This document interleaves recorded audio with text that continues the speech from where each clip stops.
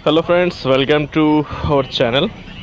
और फ्रेंड्स, आज हम लोग आए हैं बिहार के छपरा ज़िला में स्थित एक जगह जिसे हम लोग गढ़देवी मैया का जगह बोलते हैं, जिसे गढ़देवी चौक भी बोला जाता है। ये मढ़ौरा एरिया में आपका स्थित है। तो ये देखिए, ये माता का मंदिर है और बड़ा ही सुंदर मंदिर है। ये देखिए आसपास यहाँ पे जो मंदिर के लिए सामग्री मिल रही है, बहुत कुछ मिल रहा है। बड़ा ही प्यारा यहाँ का जो मार्केट एरिया भी बहुत प्यारा लग रहा है और बड़ा ही खूबसूरत तरीके से आपका यहाँ पे सजा हुआ है।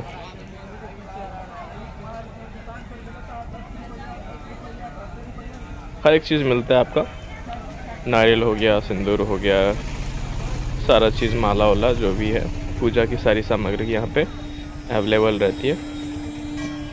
और आज सोमवार है, तो सोमवार के दिन वैसे ही बहुत भीड़ रहता है, तो आज मंदिर में वैसे ही बहुत भीड़ है। तो चलिए देखते हैं कि माता जी के दर्शन कैसे होगा, क्योंकि काफ़ी भीड़ होने के कारण लाइन भी बहुत लंबी लगी रहती है।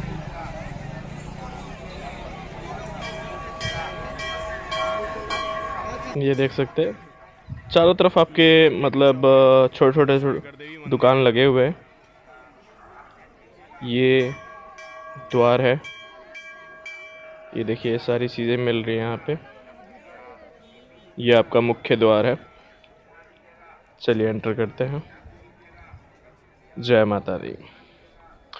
इस मंदिर का जो है, इसके पीछे एक स्टोरी है।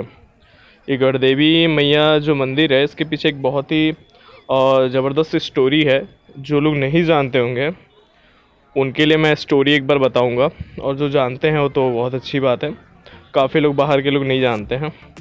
तो कहानी कुछ इस प्रकार है कि आप लोग थावे जानते होंगे, थावे वाली मैया, जो कि गोपालगंज में आपका मंदिर है। थावे एक जगह है, विलेज है, वहाँ पे थावे का मंदिर है। ठीक है, थावे वाली मैया का मंदिर है। तो एक्चुअली कहानी यहाँ से स्टार्ट होती है कि थावे में एक राजा थे, जो कि चेरो वंश के राजा थे, जिनका नाम था राजा मनन सिंह। वो अपने आप को दुर्गा माता का बहुत बड़ा भक्त मानते थे। तो उसी राज्य में एक बिन ब्याही माँ हुआ करती थी। उनका एक पुत्र था, जिस पुत्र का नाम था रहसु। तो रहसु और उसकी जो माता थी वो जंगल में रहा करते थे, क्योंकि बिन ब्याही माँ थी उनकी माँ, तो इसलिए समाज से बाहर रखा गया था। तो वो उसी राज्य में जंगल में अपना गुजर बसर करती थी। अब जैसे जैसे रहसु बड़े होने लगे, और रहसु की जो ख्याति है वो पूरे राज्य में फैलने लगा। अब हुआ क्या कि जो रहसु जी थे वो माता के बहुत बड़े भक्त थे, और वो इतनी गरीबी में भी जो अन्न होता है, जो हम लोग बोलते हैं ना धान की जो मतलब दौड़ी करते थे, धान को मतलब रगड़ना, जिससे कि आपका कल चावल निकलता है, तो उसको वो करते थे शेर से करते थे, और शेरों को कमांड करते थे वो गहुवन सांप से। तो ऐसा कुछ था उनका।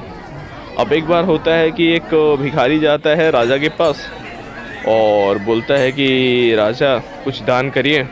तो उस समय की बात रहती है, उस समय अकाल पड़ा रहता है उस राज्य में। तो राजा बोलते हैं कि अभी तो अकाल पड़ा हुआ है। तो बोलते हैं अजीब बात है, आपके ही राज्य के एक गरीब के यहाँ जाओ तो सबको अन्न मिल जा रहा है, मगर आपके यहाँ अवेलेबल ही नहीं है। तो राजा मनन सिंह को लगा कि अरे भाई, ऐसा कौन सा इंसान है। तो उन्होंने तुरंत अपने सैनिकों को कहा कि जाओ और उस मनुष्य को लेके आओ। तो उस मनुष्य को, मतलब कि रहसु जी को, दरबार में हाजिर किया गया। जब दरबार में रहसु जी आए तो उन्हें देख के राजा बड़े आश्चर्यचकित रहे कि ये गरीब सा, निर्धन सा इंसान कहाँ से अन्न पैदा कर दे रहा है। तब उससे पूछे तो उन्होंने कहा कि सब माता की कृपा है, और उन्होंने बताया कि माता मुझे दर्शन देती है और सारी चीज़ें बताएं। तो राजा को ऐसा लगा कि अरे यार, मैं तो बहुत बड़ा भक्त हूँ, माता ने मुझे कभी दर्शन नहीं दिया। तो फिर माता से मिलने की लालसा में उन्होंने कहा कि अगर आपके कहने पे माता अगर आती है तो माता को बुलाओ। तो रहसु भगत जी ने कहा कि देखिए, बात ऐसी है कि अगर मैं माता का आवाहन किया और माता आ गई तो पूरा राज्य नष्ट हो जाएगा। तो उन्होंने कहा अब राजा का हट अपनी जगह। तो राजा ने कहा कि नहीं, चाहे कुछ भी हो माता को बुलाओ। अब राजा को इस चीज़ का खबर नहीं था कि जो रहसु जी बोल रहे हैं वो सच में ऐसा हो जाएगा। तो उन्होंने कहा नहीं, राजा ने कहा कि नहीं, माता को आप बुलाइए। अब रहसु भगत ने माता का आह्वान किया तो माता सबसे पहले कामाख्या से चली। जहां आप लोग कामाख्या, आसाम में जो कामाख्या मंदिर है वहां से चलना स्टार्ट की, तो वहां पे कामाख्या देवी के नाम से प्रचलित हुई। वहां से चलते चलते कलकत्ता आई। कलकत्ता में दक्षिणेश्वरी काली के रूप में हैं, तो वहां पे रुकी। तो फिर यहाँ पे मनन सिंह को समझाए रहसु भगत ने कि अभी भी मौका है, माता भी दूर है। तो लेकिन राजा हट पे अड़ा रहा और बोला नहीं, बुलाइए। तो फिर आवाहन किए तो माँ जो है दक्षिणेश्वरी काली, मतलब कि कलकत्ता से चल के पटना आई और वहाँ पे बनी पटन देवी। पटन देवी बनी, वहाँ पे रुक गई। फिर रहसु भगत समझाने में लगे रहे, फिर भी राजा नहीं माने। तो फिर पटना से वो आमी आई, वहाँ पे अम्बे मैया कहलाई। फिर आमी से वो सारन यानी छपरा में गढ़देवी यानी कि मढ़ौरा आई, जहाँ गढ़देवी मैया कहलाई, जो कि ये मंदिर है। इसी मंदिर पे आके वो ठहरी। तो फिर राजा ने समझाया कि भैया देखिए, ऐसा है कि अभी भी मान जाइए, नहीं तो क्या है, कंडीशन गड़बड़ हो सकती है, पूरा राज्य आपका नष्ट हो जाएगा। मगर राजा कहाँ मानने वाला था। अब राजा ने कहा नहीं, बुलाइए। फिर उन्होंने आवाहन किया और माता थावे में आई और रहसु भगत के सर से अपना हाथ और कंगन दिखाई। और उसके बाद राजा मनन सिंह का पूरा राज्य नष्ट हो गया, पूरा उनके भवन गिर गए और वहाँ जितने भी लोग थे सारे नष्ट हो गए। और साथ ही साथ हमारे जो रहसु भगत जी थे उनकी भी मृत्यु हो गई, लेकिन उनके सर से माता अपना हाथ और कंगन निकाली। तो वहीं पे थावे वाली मैया का मंदिर है। तो ये सीरीज़ जो देखेंगे, इस सीरीज़ में आपका आता है कामाख्या, जो कि असम में है, वहाँ कामाख्या माता बनी। उसके बाद आता है सेकेंड स्टॉपेज जो है माता का, वो है आपका दक्षिणेश्वरी काली, जो कि ये कलकत्ता में है। उसके बाद थर्ड स्टॉपेज है वो पटना में है, पटन देवी के नाम से। उसके बाद नेक्स्ट स्टॉपेज जो है आमी में है, जो अम्बे मैया कहते हैं। उसके बाद नेक्स्ट स्टॉपेज जो है, जो कि यहाँ पे है, जो कि हम लोग आपका गढ़देवी मैया कहते हैं, छपरा में है। और लास्ट जो था वो गोपालगंज में थावे वाली मैया, वहाँ पे एंड हुआ। तो ये पूरा स्टोरी था इस मंदिर के पीछे। ये उसी सीरीज़ का ये मंदिर है और माता जी हैं यहाँ पे, देख सकते हैं। काफ़ी भीड़ है, काफ़ी ज़्यादा भीड़ है। इतना भीड़ है कि आप मतलब मंदिर के अंदर देखिए, खचाखच लगा हुआ लाइन। तो मंदिर बड़ा ही सुंदर है। यहाँ पे ये देखिए बंदर जो है, जो चढ़ावा यहाँ चढ़ रहा है। चढ़ावा में क्या चढ़ता है मैं बता दूँ आपको। इसमें आटा रहता है और उसमें बूंदी रहता है, ये सब रहता है। वो बिहार का एक मतलब प्रसाद है, वो चढ़ता है, उसी को बंदर खा रहे हैं।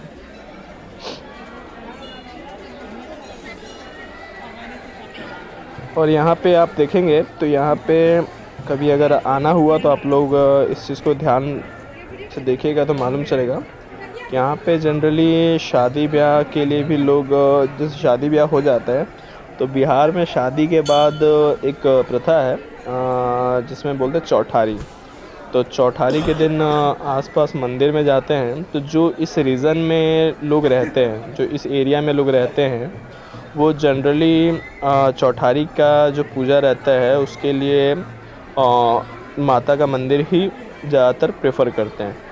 देखिए जहाँ पे नहीं है वहाँ तो आसपास के छोटे मंदिर में कर लिया जाता है, बट जहाँ खुद स्वयं माता जी आई हों वहाँ पे अगर पूजा कर ले तो इससे बड़ी बात क्या होगी। यहाँ पे देख सकते हैं जो कोट वाले बाबू हैं ये शादी करके ही आए हैं, तो काफ़ी लोग देखेंगे यहाँ पे ऐसे शादी ब्याह के बाद चौठारी पूजा के लिए यहाँ पे आते हैं।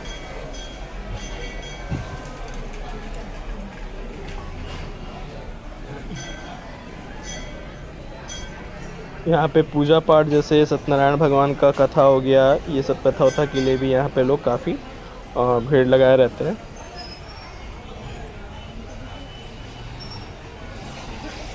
काफ़ी सुंदर मंदिर है ये हमारे बजरंगबली जी।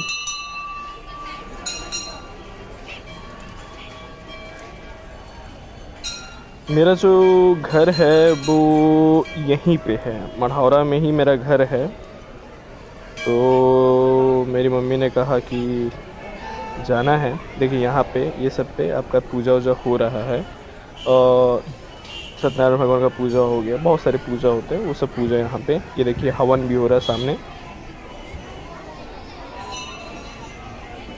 तो मेरी मम्मी ने कहा कि देवी पूजा के लिए जाना है, तो मैंने बोला चलो ठीक है। तो हम लोग यहाँ पे आए हैं और इस मंदिर के बाद हम लोग जाएंगे, बहुत ही फेमस मंदिर है सिलहरी मंदिर, वहाँ पे जाएंगे। उस मंदिर का जो इतिहास है वो रामायण काल से है और रामायण का जो जन्म है, रामायण की जो मतलब उत्पत्ति है, उसी मंदिर उस उत्पत्ति का हिस्सा है, मान सकते हैं वो मंदिर। आपको जब उस मंदिर को मैं विज़िट कराऊंगा उस समय मैं आपको वहाँ के बारे की वहाँ की जो कहानी है उसके बारे में आपको ज़रूर मैं बताऊंगा। बस ये मंदिर के बाद हम लोग उसी मंदिर में जाएंगे। तो नेक्स्ट वीडियो में हम लोग सिलहरी मंदिर का वीडियो मैं अपलोड करूँगा आपका। अभी मैं बिहार में हूँ, तो अभी जितने बिहार में जो वीडियो हो सकते हैं वो कर रहा हूँ। ऑब्वियस सी बात है मैं एजुकेशन का वीडियो ज़्यादा डालता हूँ, बट अब बिहार आया हूँ घूमने, तो खाली बैठने से अच्छा है कि मैंने सोचा कि चलो यहाँ के बारे में भी लोगों को बताया जाए। क्योंकि देखिए ट्रैवलिंग और यात्रा भी एक एजुकेशन का पार्ट होता है। आप कई बार घूमेंगे तभी आपको मालूम चलता है कहाँ पे क्या चीज़ है, कहाँ कौन सी चीज़ है, किस चीज़ की कितनी महत्वता है। ये सारी चीज़ें आपको घूमने से ही मालूम चलता है। आप सिर्फ घर में बैठे रहिए तो आपको कोई ख़ास नॉलेज होगा नहीं। बड़ा ही सुंदर मंदिर है।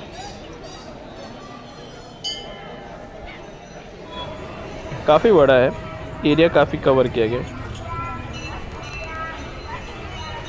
बाहर का भी देखेंगे नज़ारा जो है, बहुत वैसे भीड़ तो आज बहुत है क्योंकि सोमवार के दिन बहुत भीड़ होता है। सोमवार को काफ़ी भीड़ होता है, माता का दिन माना जाता है इसलिए काफ़ी भीड़ होता है। और अभी लगन का टाइम भी चल रहा है, लगन मतलब शादी ब्याह का भी माहौल चल रहा है, इसलिए काफ़ी भीड़ भी है।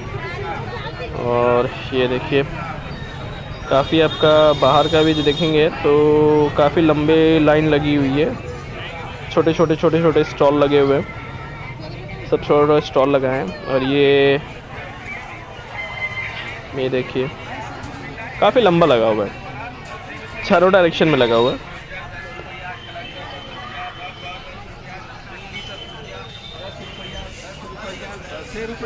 तो चलिए, आप हमारे वीडियो को अगर पसंद आया तो लाइक करें, हमारे चैनल को सब्सक्राइब करें, जितना हो सके अपने दोस्तों में शेयर करें। तो मिलते हैं नेक्स्ट वीडियो में।